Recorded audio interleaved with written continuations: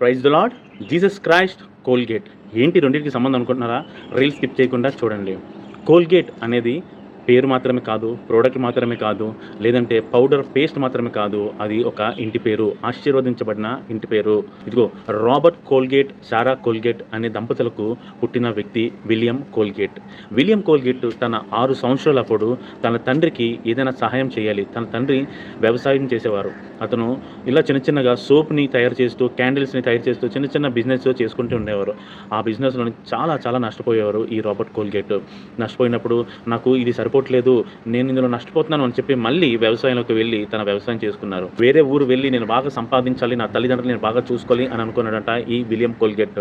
అలా ఓడ ప్రయాణం చేస్తున్నప్పుడు ఆ ఓడ నాయకుడు అన్నాడంట, ఏం విలియం కోల్గేట్ ఎందుకంత నిరుత్సాహ బాధతున్నామంటే, నీకు తెలుసు కదా మా తండ్రి గారు బిజినెస్లోని చాలా నష్టపోయారు, ఇప్పుడు మళ్ళీ తను వ్యవసాయంలోకి వెళ్ళారు, తన వయసు కూడా సహకరించట్లేదు, అందుకే నేనే ఏదైనా సంపాదించి నా తల్లిదండ్రులని బాగా చూసుకోవాలని నేను ఆశపడుతున్నాను, అందుకనే వేరే దేశం వెళ్ళి వాళ్ళని బాగా చూసుకొని మంచిగా ఏదైనా సంపాదించాలని ఆశపడుతున్నాను అన్నాడంట విలియం కోల్గేట్.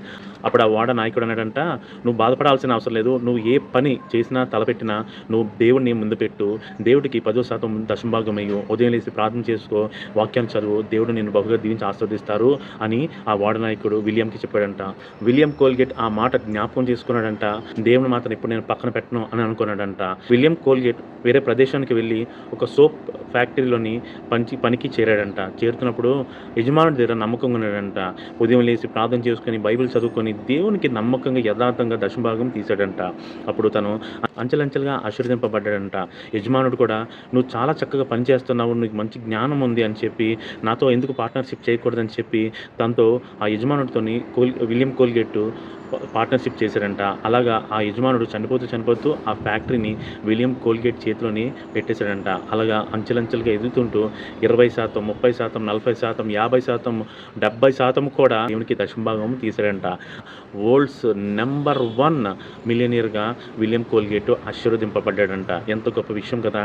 ఎప్పుడైతే మనము దేవుని విషయంలో మన నమ్మకంగా ఉంటామో, దేవుడు మన యథార్థతను చూస్తారు, మన నమ్మకాన్ని చూస్తారు, మనల్ని తప్పకుండా ఆశీర్వదిస్తారు. మీరు చూసినట్లయితే ఇప్పటికి కూడా కోల్గేట్ అనే ప్రోడక్ట్ చాలా ఆశీర్వదించబడింది.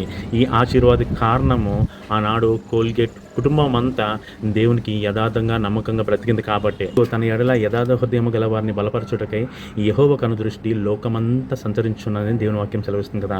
దేవుని దగ్గర మన యథార్థంగా, న్యాయంగా, నీతిగా మనం బ్రతికినట్లయితే మనము కూడా కోల్గేట్ వాళ్ళ ఫ్యామిలీ ఎలాగైతే ఆశీర్వదించబడిందో నీ ఫ్యామిలీ, నా ఫ్యామిలీ కూడా అలాగే దేవుడు ఆశీర్వదిస్తారు. తప్పకుండా మనం దేవుని దగ్గర నమ్మకంగా యథార్థంగా ఉండాలి. ఈ మాటలు వింటున్న నీవు, నీ కుటుంబము అటువంటి ఆశీర్వాదం పొందుదురుగాక. ఆమేన్.